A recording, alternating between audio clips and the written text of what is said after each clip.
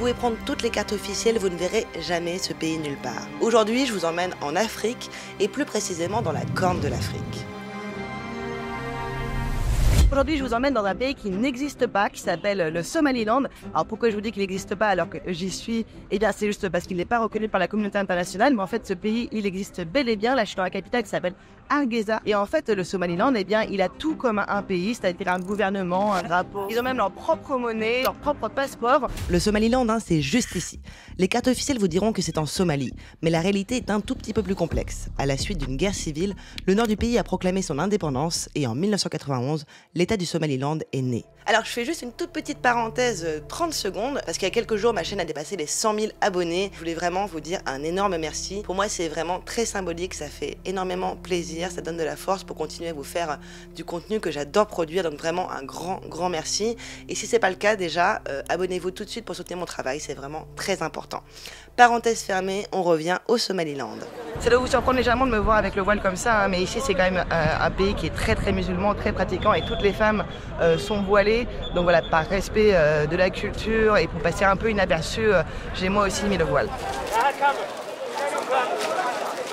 Donc là je me trouve dans un des marchés de la capitale, Hargeisa. En fait ce qui est assez rigolo à voir, c'est que les bureaux de change sont en extérieur, comme ça en pleine rue, on voit les liasses comme ça exposées dehors. Donc ça prouve à quel point quand même le pays est assez sécurisé. Et donc comme je vous le disais, ici tout fonctionne comme un pays normal. Ils ont leur propre monnaie qui s'appelle le Somaliland Shilling. On estime qu'à peu près $1 c'est 9000 Somaliland Shilling. Donc c'est vrai que les grosses liasses ont l'air très impressionnantes, mais en réalité ça vaut pas grand chose. Alors pourquoi ce pays n'est pas reconnu par la communauté internationale? En fait, tout le monde craint une sorte de balkanisation de la région, en gros que tous les pays soient un peu fragmentés. Et comme la Somalie, elle est déjà ultra instable depuis des décennies, la communauté internationale, elle préfère ne pas aggraver la situation en approuvant l'indépendance d'une partie du territoire. Et en vrai, comme le Somaliland, il fonctionne plutôt pas trop mal comme ça, il n'y a personne qui veut vraiment se pencher sur le dossier. Et en plus de cette exception géographique et diplomatique qui n'existe nulle part ailleurs dans le monde, eh bien je voulais aussi vous parler d'une grave crise que ce pays traverse actuellement, et ce depuis plusieurs années. Alors je pense que vous n'avez pas pu passer à côté, notre planète elle vit actuellement des bouleversements climatiques qui sont directement liés aux émissions de gaz à effet de serre qui sont provoquées par l'activité humaine. Et dans la Corne de l'Afrique, le changement climatique il se traduit par des sécheresses à répétition qui mettent en péril toute l'économie et toute l'organisation sociale des pays de la région, et en particulier au Somaliland. Et pour constater par moi-même en fait les impacts du changement climatique sur la vie des gens qui sont ici, je suis partie avec l'ONG Oxfam dans une zone rurale. D'ailleurs cette vidéo elle est réalisée en collaboration avec eux, et c'est Abdelaziz qui est membre de l'ONG qui va m'accompagner sur le terrain.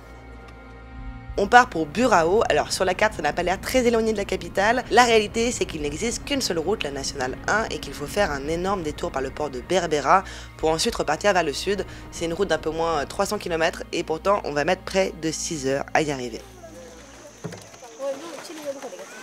Alors c'est vrai que des fois le changement climatique ça peut nous paraître un peu lointain, et là pourtant en fait on est en plein dedans. Vous voyez cet énorme camp de réfugiés, ce sont tous des réfugiés climatiques. Il y a des réfugiés climatiques par millions dans tout le Somaliland. En fait, il y a énormément de personnes qui, à cause des sécheresses répétitives, sont obligées de quitter leur terre parce qu'ils perdent leur troupeau, ils perdent leur bétail, qui meurent de faim et de soif, et ils sont obligés de s'approcher en fait des petites villes pour pouvoir survivre et trouver d'autres moyens de subsistance.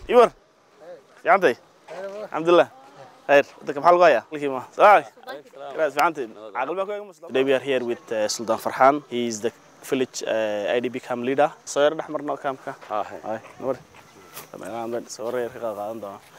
deegaano wax jiray reeriyo Soomaaliya xoolihii ka baxeen caadiyan oo wax weeyaan waxay soo galeen halkan markii xoolihii ka dhamaadeen dibna wax looma xoolayno wax weeye dadkii looma sameyn in dib loo xoolayo.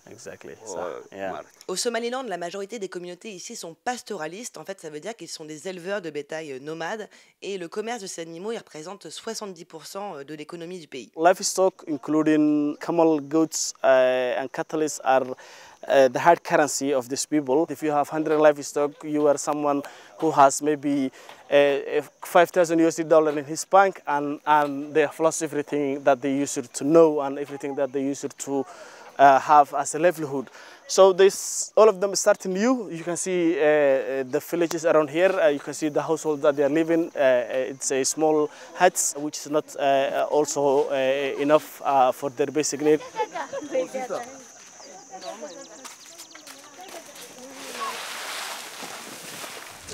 حلوة اسكت صعود كفاية حولها كسر رمي بأن أنت ممكن حولنا قبل حين هل كنا من 6 سنة مثلا كنت بس أنا يبربعنا مركز ذنبنا على عرها نستعميه يوم سوع يقولون وحي مركز حولها يجي مركز تجينا هل كان سوى دقني بلاش ولا نسوي العكس وارتا إلا يصير طبعا إنه حقول جت كنا وبحي حولنا وبحي لكن أنا جا طبنا جمب الدنيا دوم بعض حياة الحمد لله دوم تأخذ ضربتين كده كان هالرعد يقعد شو هذا طبعا هل كان سببتين عن ما نطورنا أنا ويا دم باختين الدنيا كيجي بحي Ce qu'il faut comprendre, c'est que ce sont souvent les femmes qui sont les premières victimes du changement climatique. C'est elles qui doivent aller chercher de l'eau, qui sont souvent dans des puits assez loin. Et donc, elles sont souvent victimes d'harcèlement, de viol. Et bref, c'est très compliqué pour les femmes de vivre dans des camps de réfugiés, encore plus que pour les hommes. 4 years ago, in this ADB camp, they don't have access to clean water. The closest area that they can get clean water was 3 kilometers away from here. So Oxfam installed a water pipeline from the village in Bur'o so that family can easily get access to water.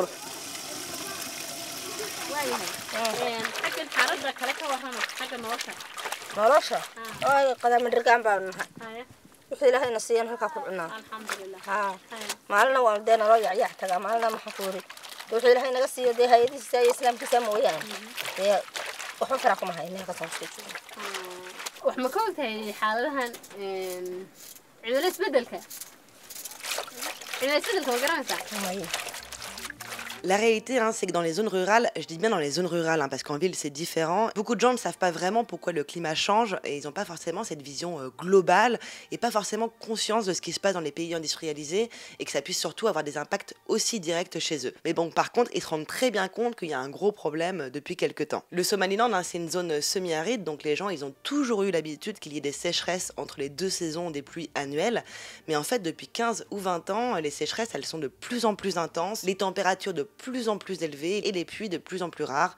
Et en fait, depuis 2021, c'est quand même 5 saisons des pluies consécutives qui ont manqué à l'appel. Before it used to happen like every other year or every 2 years, but for the last 10 years, drought is happening every year, which means that every year there is a drought and the ability to recover from one drought to another is non-existent at the moment.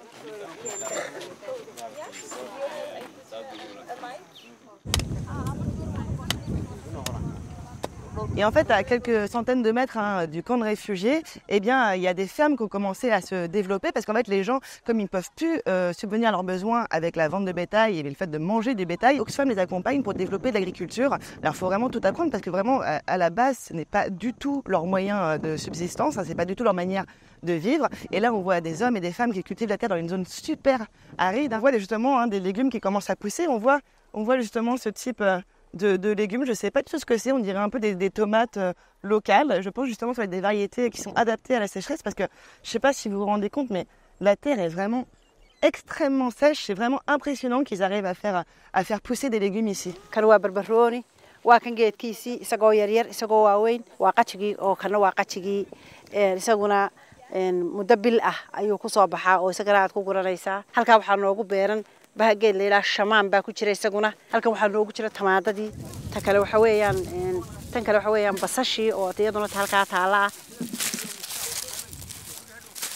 kiish kasta kaasi ma waa 50 kiilo kana waa 50 kiilo sidaas aan ku qaadaynaa waxaan magaalada wixii nalagaga iibsadaan ku iibinaynaa dadna lacagta nala soo shubaya ama iska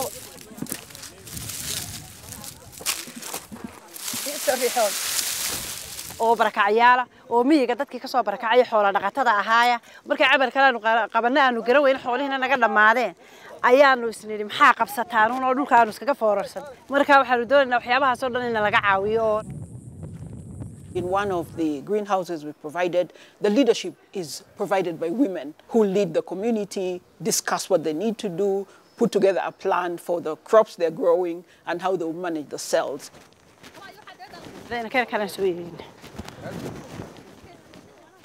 حيوانات كجرامر كي بوحة لجوسي دايا البابكة وكان. Vous pouvez pas vous en rendre compte à travers la vidéo, hein, mais quand on rentre dans cette serre, c'est incroyable à quel point il fait frais par rapport à l'extérieur, où il fait à peu près 35 degrés. Et en fait, ces légumes, ils réussissent à pousser grâce à une technique de goutte à goutte, et la terre, en fait, elle relâche beaucoup de vapeur d'eau qui permet aux plantes de profiter d'une atmosphère humide et fraîche, tout en étant hyper économe en eau. geedkan marka hore xabuubta marka hore waxa weeyaan dibaddaanu ka beeri jiray wax yar gaagaaban laakiin hadda gurigan bay noogu xidhan tahay waxa weeyaan dabadeetana wax cayayaan oo nagama qaniinayaan oo ma gelayaan midhaheedu waa daray aan wax laala wax isku taagay jirin oo qurux badan intay doonaan wax cayayaana male wax xanuuna male waxba male dhag wixiyo sidaa u dhalaalaya baad soo guranaysaa shaqadeeda aad iyo aad baan ugu faraxsannahay aad iyo aad baan ugu faanaynaa waana ku qanacsannahay boqolkiiba boqol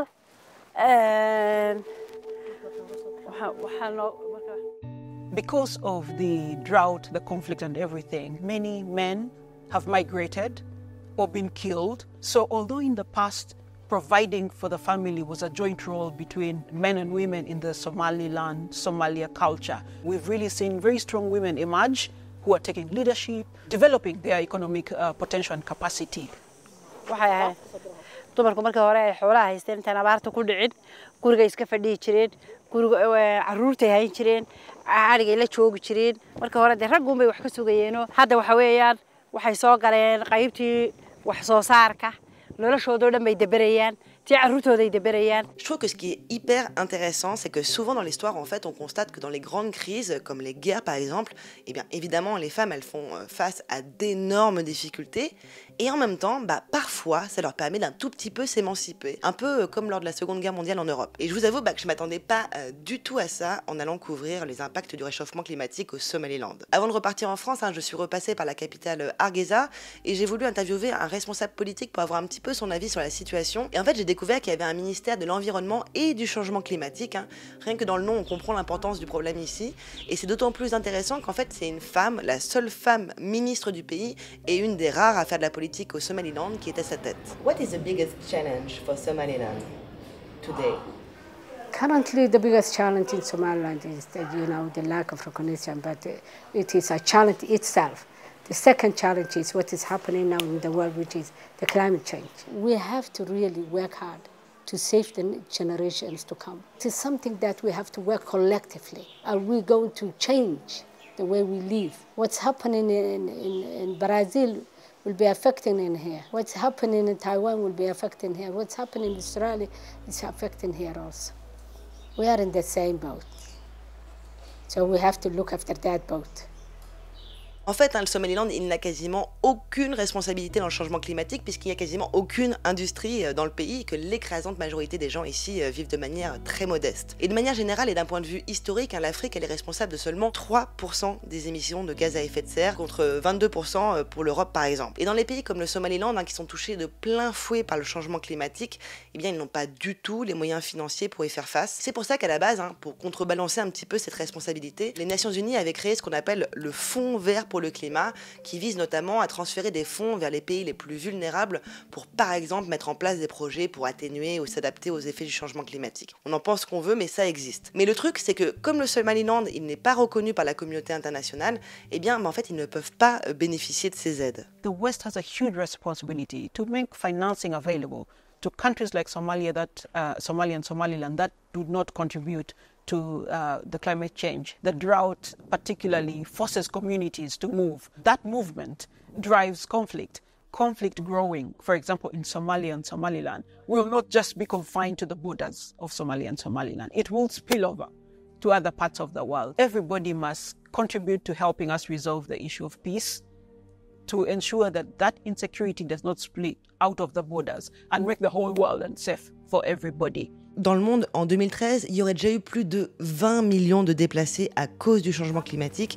Alors ce sont des personnes principalement qui se déplacent dans leur propre pays ou dans un pays frontalier. Et en 2050, on estime qu'ils seront 250 millions. Un truc est sûr, c'est que peu importe où que vous soyez dans le monde, vous y serez toutes et tous directement ou indirectement confrontés d'une manière ou d'une autre. Heureusement, comme on a pu le voir dans cette vidéo, l'être humain il est quand même très résilient et il peut trouver pas mal de moyens de s'adapter, mais je pense jusqu'à un certain point. J'aimerais beaucoup avoir votre avis un peu en commentaire commentaire qu'est-ce que vous pensez du changement climatique. Je sais qu'il y en a qui n'y croient pas vraiment. Il y en a d'autres qui sont par contre très angoissés à l'idée qu'il puisse avoir des changements climatiques extrêmes dans leur pays. J'aimerais bien que vous puissiez en débattre de manière bienveillante dans les commentaires. C'est pour moi très intéressant qu'on puisse en parler de manière ouverte. Et si jamais vous avez été touché par le travail que Oxfam fait actuellement sur place au Somaliland, vous pouvez leur faire un don directement sur leur site internet, oxfamfrance.org. Je vous mets le lien en description. En tout cas, j'espère que vous avez aimé cette vidéo, que vous avez appris des choses.